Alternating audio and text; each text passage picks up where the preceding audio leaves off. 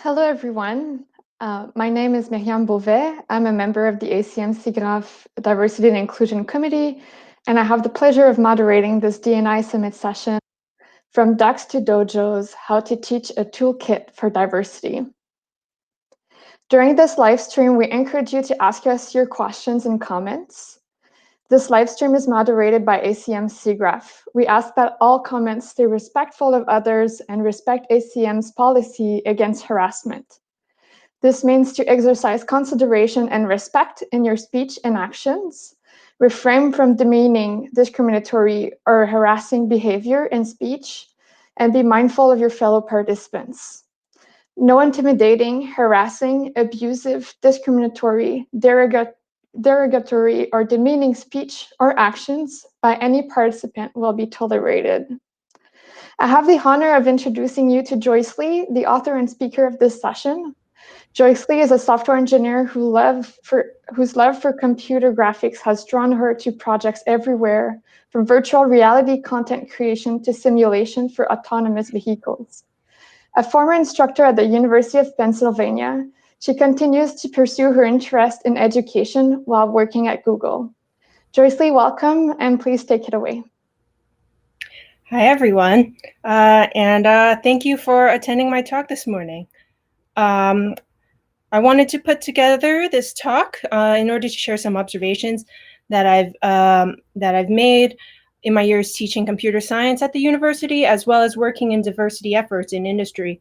I've also spoken frequently with my colleagues who've remained in the academic space and have been teaching for far longer than I have, and I wanted to share some of their insights as well.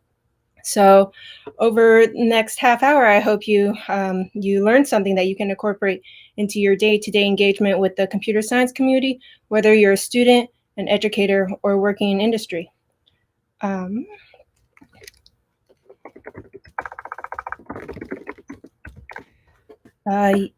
Yes, thank you for sharing my slides. And so to get started, I wanted to discuss what diversity is. So it's a term that we've tossed around a lot in the past few years. And to clarify, I just wanted to clarify for this talk, what is diversity? So Merriam-Webster defines it as the condition of having or being composed of differing elements, which I think is a perfectly good definition, but it doesn't really touch at all on why it's important or beneficial to have that in the context of building a community.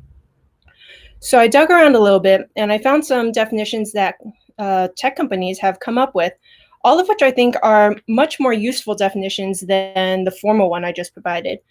These are definitions that I feel reflect aspects of why diversity is important to have in the workplace, whether that's from being in pursuit of a healthier company culture and work environment to creating a product that's better suited for a global and varied user base. But despite this, there is still a bit of a problem. You'll see here that since 2014, these companies have been great at publishing the numbers to reflect their efforts in diversity. And even though there's clearly commitment and initiative on the parts of these large players to improve and work toward diversity in their workforce, if you look at these numbers, you simply don't see the improvement that we'd really like to see or that we'd expect given the amount of effort that we're putting into it. A few years back, when these initiatives started, we started throwing around a new term. We called it the pipeline problem. And this is the observation that women minorities graduating with STEM degrees weren't representative of the overall enrollment in their respective universities. But compounding this, if you take a look at these self-reported numbers, for most of them, there's an additional drop-off from the ratio of STEM degree graduates to the numbers of these actual hires. And so there's certainly a leak here, as we say. And companies have done a great job targeting this shortcoming as a key play to see improvement. But there is, I feel that this is an oversimplification of the problem, because when we say pipeline, it's far longer than just this last section of the pipeline that leads to a career in a tech company. So a pipeline by definition is composed of many segments and many connections. And unfortunately, most institutes are incentivized to address only their section of the pipeline. And as I just mentioned, tech focuses on the last segment because that's what they can most directly target. They can most strongly affect the numbers in their hires and make progress in that. But if you address a pipeline only at the very end of it, most of the material has already been lost. And so let's take a look at the section right before this. Let's look at the section in the sections in the university setting leading up to this. So these are charts that show the enrollment of students in American universities for STEM degrees.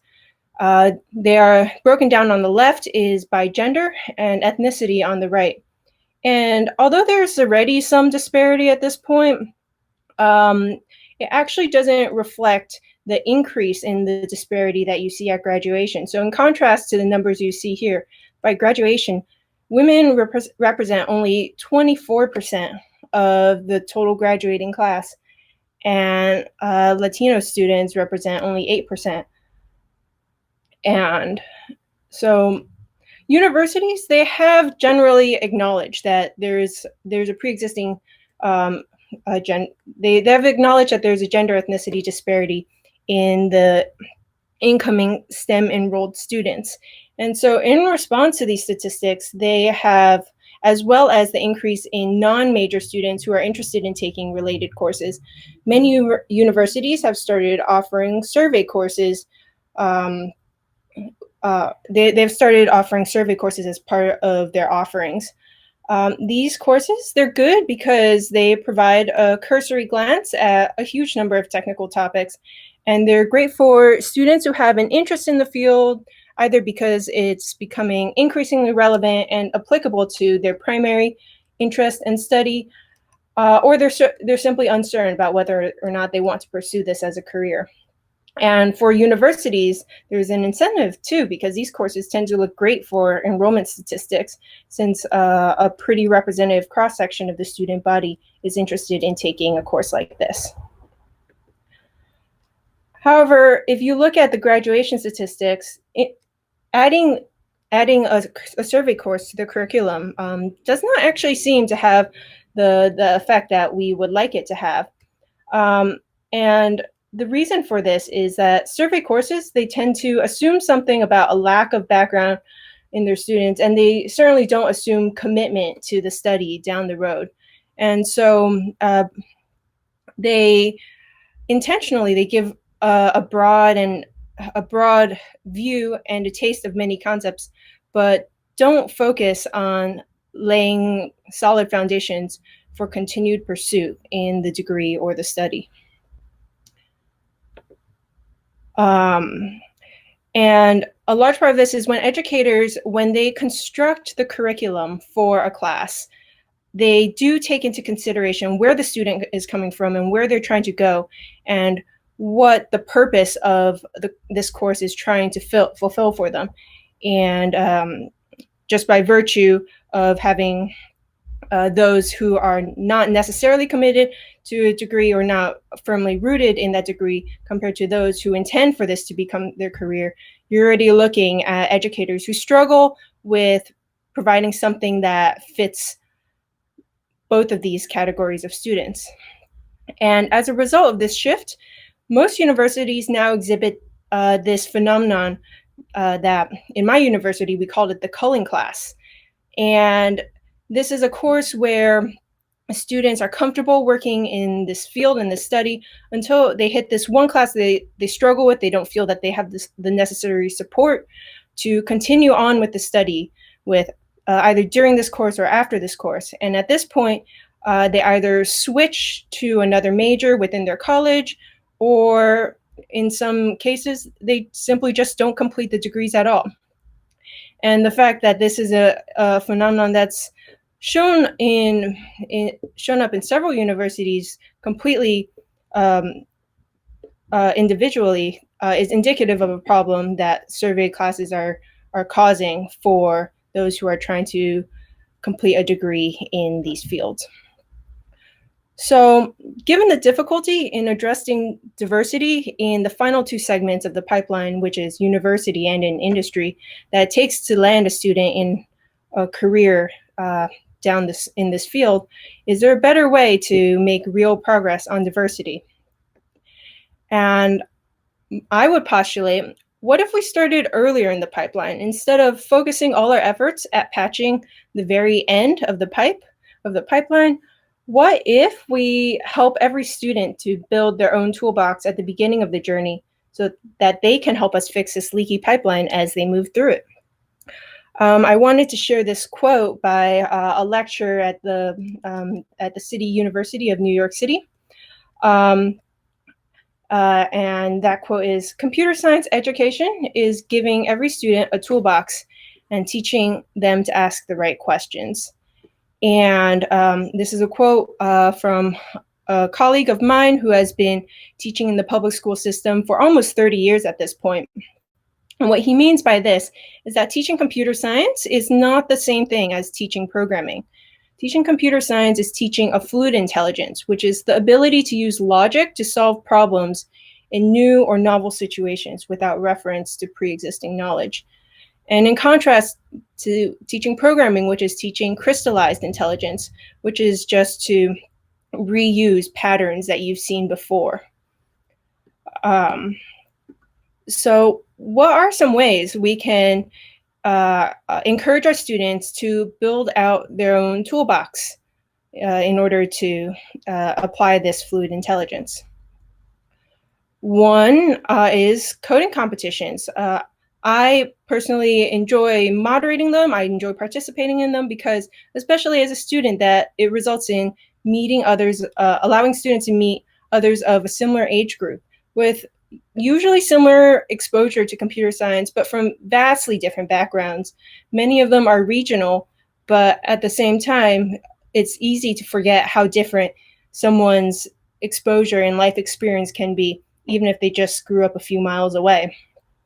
In addition, it motivates tools that through a competitive spirit and teaches effective techniques at things like debugging, and is rewarding for those that end up ranking. Further down the road, coding competitions also introduce a familiarity with the way coding interviews are framed, and this allows for a comfort level that hopefully they take all the way through their educational experience and helps them land a role in industry. Hackathons are similar in the sense that they expose students to their peers, usually of similar age groups, but of very different backgrounds. It allows them to build something cool and a project that they might be proud to show off of after the fact. It also allows them greater exposure to tooling. Many hackathons have sponsors through which students can find mentorship and learn how to apply these new tools to the project that they are working on. In an alternative spin to hackathon projects, personal projects are better for those who don't have this competitive vein. It allows them to build something rewarding, usually with more commitment and pride, just by virtue of the fact that they have more time to look into it and more time to work on it. It also allows them deeper exploration into code health and better understanding of the tooling that they use and best practices that they learned in order to achieve their projects. And the last one is integration. For students who haven't had any exposure to computer science before, you can't really just expect them to fall in love with it in a vacuum. The best way to get someone who hasn't previously had interest in programming or in computer science is to tie it into another interest that they've had before. And these can be things like art or math or music. There's a number of medium in the current world that leverages computer science as a tool to help them achieve results that otherwise would have taken far longer. By exposing students to these experiences and allowing them to choose their own tools, everyone ends up with their own unique toolbox, in which they selected their tools based on individual experiences. Rather than simply teaching a homogeneous toolbox via talks and lectures, this allows for a diversity of tools selected and used down the road as these students move through the pipeline. This array of different problem-solving approaches, when applied by the students, results in diversity of perspectives once they reach the workplace. So even as I speak about how different our toolboxes end up, how different our toolboxes can end up, there are some essentials that everyone does sort of end up with in some flavor or another. And these are things like paper. So I don't mean necessarily a sheet of paper, but it can be a notebook. It can be a sticky pad. And what I mean by this is really that teaching a student to find the right tools for the job instead of just finding something that looks cool. In my observations teaching, many students wanted to take notes on a laptop versus jotting things down in a notebook just for appearance's sake. And I personally would recommend to them and advocate the use of paper because it allows for more flexible rearrangement and rethinking and reconsideration of problems even as they were working through it. And that the importance of that correct tool was far more important than any appearance that they were putting off. A second one is diagrams. We do this frequently in the workplace. Whiteboarding is a great way to make ideas more concrete. It's a great way to assist in communicating and discussing design and all considerations prior to building a final product. Third is ducks. So what I mean by this is there's a technique that that students usually begin with when they are debugging whatever they're writing, and that is by explaining their thought processes to either their peers or their instructors. And as an instructor, I would push them to carry out the same process as if there wasn't someone there to listen to them. And this is often referred to as rubber ducky debugging, where just the verbalization of the thought process often assists in finding the problem that they're trying to solve. At the end of the semester, I would often give my students each a rubber duck in order to just, leave somewhere convenient and remind them when they were stuck on a problem that they should just try to formalize their thought process, perhaps to the duck, perhaps to a wall, and perhaps to a friend, as long as they had someone available to them to listen. And this is a technique that would often unblock my students on a problem if they were stuck on a problem. And the last is the ability to come up with the right question. It's not always easy to do that, surprisingly. And it's a great tool to add to a student's toolbox to give them the vernacular it takes to concisely and accurately describe whatever they're confused about or what is an unknown to them. Phrasing the right question is often the best way to get the right answer. There is another practice that we can apply earlier on in the pipeline, and that is leveling the playing field for students. An introductory course often draws people from all sorts of backgrounds with differing levels of prior experience in computer science or programming. One way to encourage one way to equally encourage everyone is by leveling this playing field. It's easy for people who have some exposure to the material to discourage the rest, even if it's not intentionally.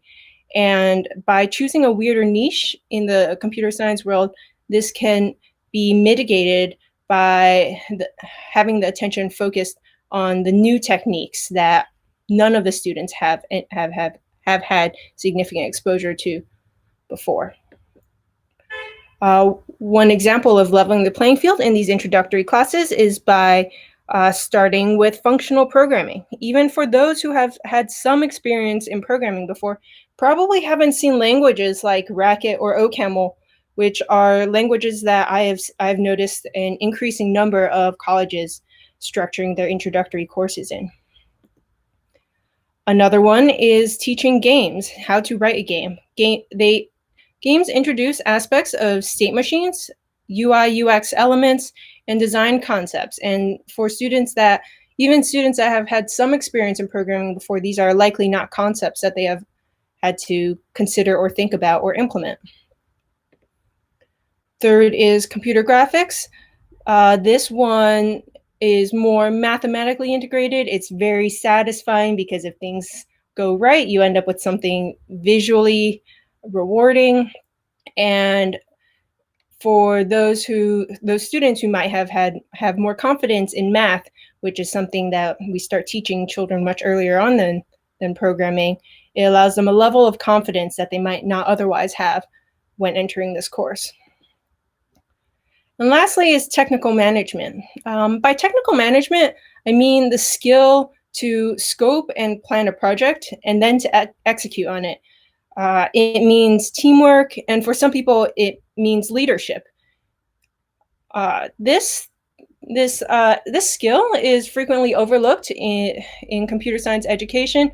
Often CS classes, they focus on data structures and algorithms, or later on, it's some specific technical topic like systems design.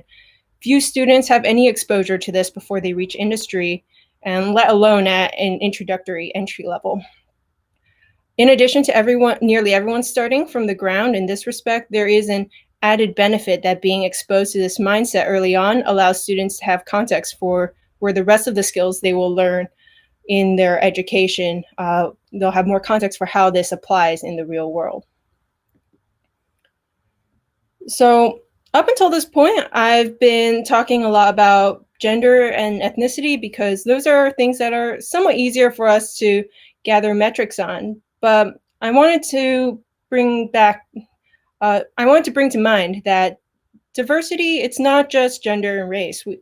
It's also things like people's background. It's their life at home, other obligations they have outside of the workplace or outside of school, as well as their socioeconomic status. Gender and ethnicity, they're things that we have to wear and carry every day, which can be extremely challenging if we're made to feel uncomfortable about these aspects of ourselves. But the remaining aspects that aren't visible, they can be just as difficult because they are hidden and can go completely unrecognized. And so a third practice I wanted to introduce that we can implement early on in the pipeline is to build a safe space for our students. So there are online communities, and even just like building the amorphous feeling of belonging. These are important things, but what I mean by this is more than a healthy mental space. I also mean a physically comfortable space. And these are important because they become embodiments of an inclusive, growth positive community. And we observe this happening naturally all the time. It arises in universities. You see this in the library, in the study hall, in office hours, in the workplace as well. It's a little bit harder to notice, but they form around water coolers and even coffee stations. And so another colleague of mine, an educator also in the New York City public high school system for over 20 years, he noticed this phenomenon and wanted to make it more explicit for his students. And so in his school, he reserved a room and he called it the Dojo. And this was a space that was completely set aside. It was not a space for teachers at all. It was a space only for students of all grades. And what it built was, it was a space for senior students where they could go and they could reinforce concepts that they had learned. They could build out their skills in communication and explanation. And then the junior students loved going to it too, because they didn't feel the pressure of interacting with teachers who ultimately were already scoring them. And they also didn't feel the judgment of their fellow students as if they were asking a question in the middle of the class. And so this built a very healthy, learning focused, and comfortable community for the students that he was teaching. So I know I was just talking about how to create a physically safe space, but we are unfortunately living in the current state of the world in the middle of a COVID outbreak, the COVID outbreak. And especially looking at things like the fact that this conference has gone virtual this year. Building a physically safe learning environment doesn't seem like something we can do right now. But that doesn't mean we shouldn't explore alternative ways to keep these spaces alive, such as through VR or perhaps other venues as well. And so, summing up all of this, diversity, it's something that we all want, but it's also something that is difficult to recover once we've lost it. And so, but at the same time, all of us, we have diverse aspects of ourselves that we can bring to our schools, to our workplace, to our communities, and reinforce this pipeline at any point. And so, here are a couple examples of what you may or may not already been doing. One is sharing your excitement for computer science. And it's not just showing off the cool thing that you managed to build and complete. It's also showing off the process that allowed you to complete this awesome project. It's the dead ends that you hit. It's the tools that you used. It's the conversations that you had that led to this end result.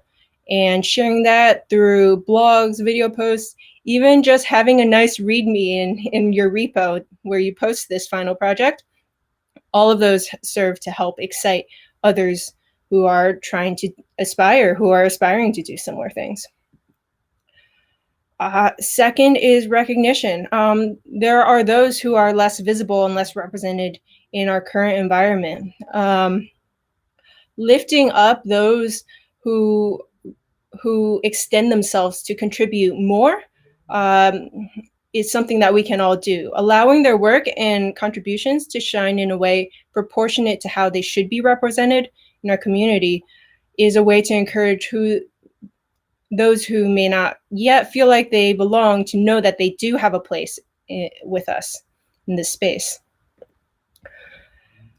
Third is sharing yourself, sharing your full self, and creating a space where you're comfortable sharing your full self with your school or community is all it really takes to make it feel safe for others. Whether in an academic or in an industry setting, if you're comfortable sharing your background and expertise, sharing questions about things you don't know, and cultivating an open-minded and learning environment for those around you is something that we can all do. Fourth is respect. So the pipeline to get students from their first toe in the world of computer science to joining the professional community is a long one. And along this way, there are many knobs to be turned. And these currently are mostly turned by policymakers that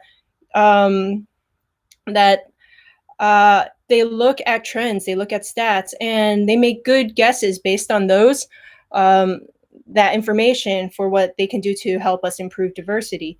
But there is another source of input that we should look to, and that is that of educators. And perhaps these educators, they haven't necessarily dealt with computer science before, but they most certainly have dealt with pipelines in other studies and have certainly been able to show market improvement on those fronts. And so we should respect their input when they have offerings to help us improve diversity in our pipeline as well. And the last is to connect. Reach out to those around you, whether that's as a mentor, a mentee, just a peer. What used to be vast distances is now just a keystroke away. So there's really no reason not to do this. Keeping in touch with even just a few others, that's what builds a sense of community and is a strong source of encouragement for anyone who just needs a little bit of a push or a little bit of an uplift, especially in times like this where we're all just feeling a little bit more isolated. So these are things that anyone can do at any point in their studies or careers. I'm sure many of you are already doing some or all of these, and I hope you take a moment to recognize these actions that you are doing and the positive impact that they make on those around you, and continue to carry on with them. I also hope that you notice additional things that you might be able to do to continue to help teach and spread diversity in our community. And with that, I'd like to conclude my talk and open the floor to any questions. Hi. So first question we have from Luke. Which challenge is greater, providing the outreach opportunities to get students in the pipeline or retaining those students? I think that this is going to be a little bit of this might sound like a little bit of a cop answer, but I think they're equally important, because what we do to get students into the pipeline also sets their expectation for what the support that they'll receive in the pipeline and what they anticipate to learn and to gain from the pipeline. I think that if we do it right, this is a twofold problem. It's not that, once we get in the pipeline, we've already succeeded. And so to provide them with the necessary tooling early on, once we've gained that interest, is the most important part. A second question from Tony. At what age do you think we should start implementing your ideas?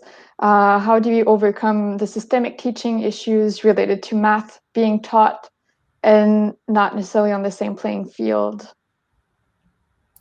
So I've done some reading on child psychology experts, people like Piaget, who, my understanding of it is that there is a minimum age in which we should start pushing children toward computer science, and that's roughly, I believe, around the same age that they can start understanding algebra well. And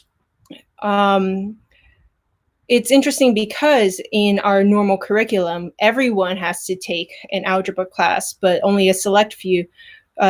Children generally have to choose to take computer science before we expose them to it. So things like implementing like a general introductory computer science course that everyone has to take is a great way to expose students who never would have otherwise considered pursuing this at all to something that they could potentially love. Second question from Tony. Are there any things SIGGRAPH can do? Do you have recommendations specifically for SIGGRAPH? I actually think SIGGRAPH is a great venue for getting students on the path to considering this as a career. And just because it's, like I mentioned, it's very motivating by virtue of showing that these are products that you can build if you choose to go down this road, if you put your mind to it. And in addition to showing those products, many of our technical talks, our technical papers, they explain very clearly how their peers have managed to build these awesome products. And I think events like this are great, expanding the outreach, making this more of it public. I think is a great way to reinforce that. Thank you. Adam asks, do you have any thoughts on encouraging equity in technology access? How do we get the tech to the people who need it the most? Well, that's an interesting question, because something I realized talking to my colleague who teaches for the public city college is that you can give a lecture, and unfortunately at the end of the day, some students will go home, they'll have solid internet connection, they'll have a nice computer to do the homework, have all the resources accessible, and some of them, they'll go home and they'll be trying to complete the assignment on a phone or a tablet. And I would like to think that colleges, they have unlimited resources. They can furnish all their students with the supplies that they need in order so that those who don't already have them readily available can have access to them. I know that there are certain programs. I know I'm based in San Francisco. I know in the Bay Area, there are definitely donation sites where you can take, that old MacBook that you don't use anymore, but it's still good enough for students. You can take it, you can donate it, and there are always outreach and donation programs like this. Alex asks, which actions discussed have you personally done more than others? Personally, I like to share. I guess to clarify, I think I listed the 3 major insights as well as the 5 smaller actions at the very end.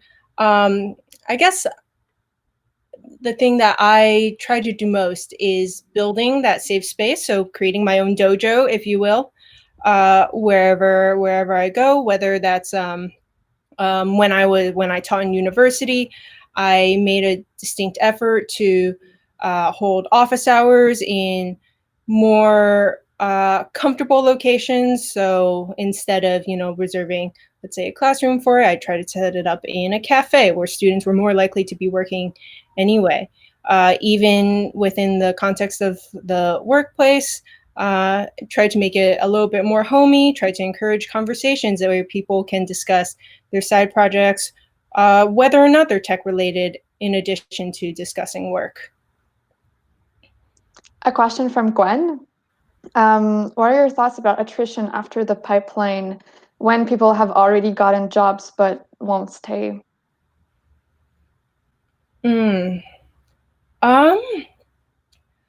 I think a lot of this has to deal with I like to phrase it as like the ability to share oneself with, and all of oneself with your colleagues, and I guess my opinion is that your workspace should be your second home. If it's somewhere where you have to put on a mask and pretend you're a different person, it's just not comfortable. And that's what leads to attrition, because it's that much more mental overhead in addition to what's already probably a challenging job. And